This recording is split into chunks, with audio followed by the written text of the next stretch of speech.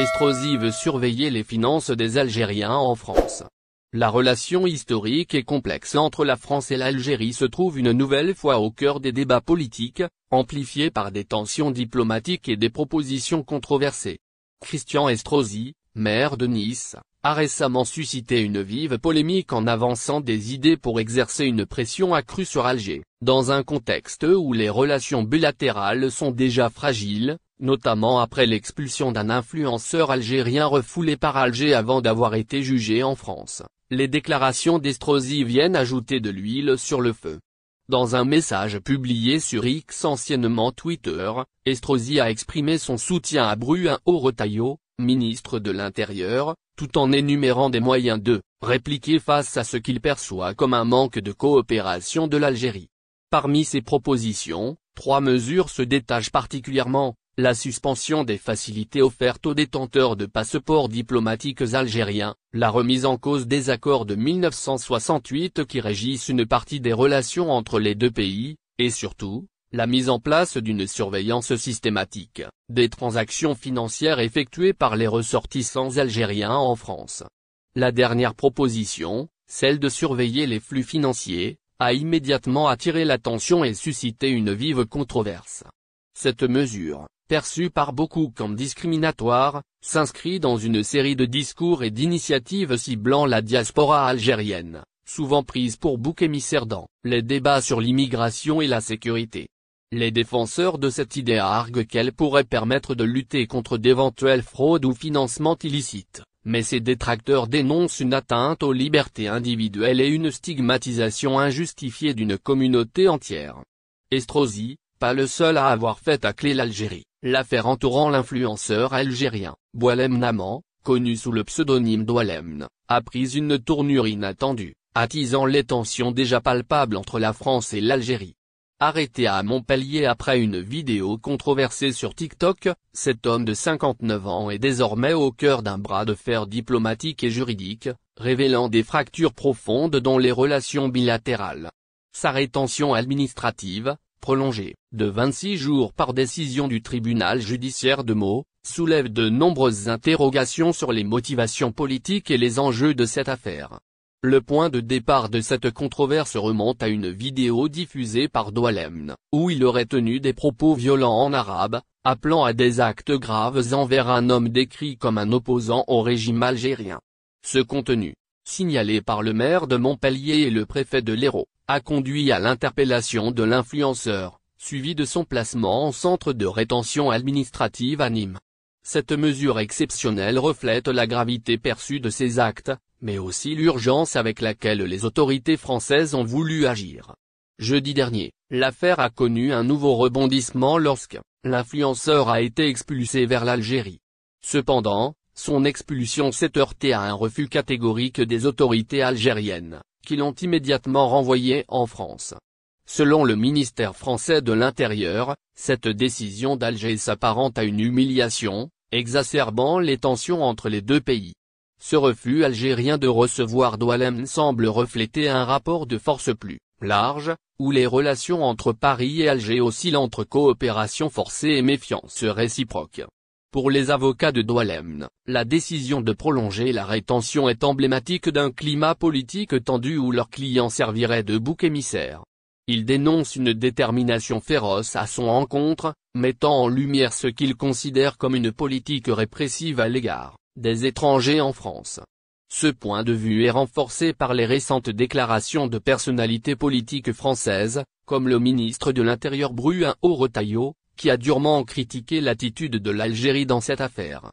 Les avocats ont d'ores et déjà annoncé leur intention de faire appel de cette décision devant la Cour d'appel de Paris, espérant une issue plus favorable.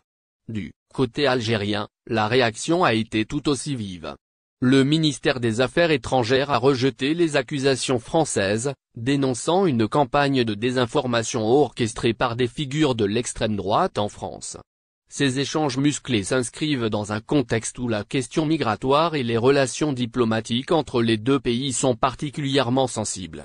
La récurrence de ces tensions met en lumière des différends profonds, qu'il s'agisse de la gestion des flux migratoires, de la coopération sécuritaire ou encore des blessures historiques jamais Ses anciens employeurs du Mossad se sont débarrassés de lui comme une vieille chaussette, sans sale ou les aveux du traître. Il est connu dans les mœurs des services secrets israéliens et la DGS française de griller leurs agents missionnés une fois démasqués. C'est une façon pour eux de faire disparaître leur implication dans les coups tordus qu'ils ont fomentés, quand ils ne peuvent pas faire taire leur agent, par sa liquidation physique. Et la fuite organisée de la vidéo de Boualem Sansal en train de se lâcher au cours de sa visite en Israël en 2012, filmée à son insu, est la preuve irréfutable que cet individu est devenu encombrant, voire gênant. Il faut savoir que cette vidéo dormait, depuis 2012, dans les tiroirs des services secrets israéliens qui attendaient le moment pour en faire bon usage. Dans cette vidéo de quelques minutes, filmée probablement au cours de sa visite à des proches, on le voit détendu et très à l'aise, racontant comment il a pu rencontrer en 1997, le ministre israélien des Finances qui n'est autre que l'actuel Premier ministre israélien, Benjamin Netanyahou. Avec des détails précis, il explique comment, après son installation comme directeur de l'industrie au ministère de l'Industrie, il avait été contacté par Nicolas Moretti, alors directeur du Forum économique mondial de Davos, une rencontre annuelle organisée par la fondation éponyme et qui réunit les chefs d'État et de gouvernement ainsi que les responsables d'institutions financières mondiales et d'entreprises connues. Ce dernier lui avait proposé d'œuvrer pour la participation de l'Algérie au Forum. Il affirme qu'il avait pris attache avec le ministre de l'Industrie qui lui avait conseillé de solliciter l'accord du président de la République de l'époque, Yamin Zeroual, qu'il avait tenu à présenter comme le général Zeroual, le seul président élu normalement. Allez savoir pourquoi toutes ces précisions. Une fois sur les lieux, en compagnie de Ahmadou Yahya qui était chef du gouvernement de l'époque, il affirme que Nicolas Moretti était revenu le lendemain à l'époque pour lui proposer de discuter avec Yahya l'idée d'une rencontre avec la délégation israélienne conduite par le sanguinaire Netanyahou. Il affirme que Moretti l'avait assuré que les Israéliens garantissaient à la rencontre le secret et qu'elle n'allait servir qu'à recevoir un message qu'Israël voulait transmettre à l'Algérie.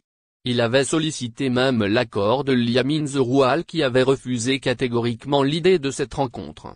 Moretti était revenu à la charge pour lui proposer une rencontre avec le ministre israélien des Finances Dan Berigor. Il avait accepté et la rencontre a eu lieu.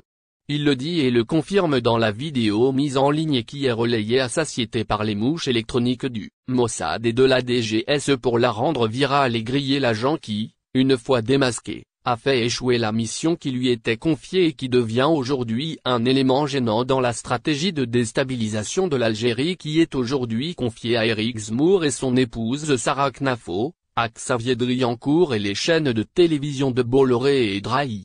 Il se vantait de ses connaissances dans le cercle des responsables français. Cette vidéo confirme les propos de l'ancien ministre de l'Industrie Hachemi Jahaboub qui avait mis fin au directeur de l'Industrie au niveau de son département ministériel, Boualem Sansal, qui occupait le poste mais qu'il n'avait jamais rencontré au siège du ministère. Dans son récit à un confrère, il affirme qu'il avait demandé à voir Sansal, et à connaître sa véritable mission au niveau du ministère. On l'avait informé qu'il était constamment en mission à l'étranger. Il l'avait convoqué à son bureau et après un bref entretien il avait décidé de mettre fin à ses fonctions. Il avait sollicité l'accord du chef du gouvernement qui lui avait affirmé que cet individu était un intouchable qui se vantait de ses connaissances avec les diplomates français en poste en Algérie, avec certains ministres français et même avec le président Jacques Chirac. Mais imperturbable, Hachemi Jahaboub avait réussi à mettre fin à ses fonctions. La trahison de Sansal ne date donc pas d'aujourd'hui mais remonte à plusieurs années. Depuis sa rencontre avec Dan Berigor, il a été recruté par le Mossad pour devenir leur élément dormant attendant d'être mis en action pour déstabiliser l'Algérie. C'est sorti sur les télévisions françaises pour affirmer que l'Ouest algérien et marocain sont un élément du plan élaboré pour sa mission et son voyage en Algérie n'était que la deuxième étape du complot éventé par les services de sécurité qui ont court-circuité la machine mise en branle par le Mossad, la DGSE et le Magzen. L'image de Sansal, flanqué de la kippa devant le mur des lamentations, scelle son sort. Il est bel et bien un agent israélien qui avait pour mission de rentrer en Algérie avec son passeport algérien pour passer à une autre étape du plan de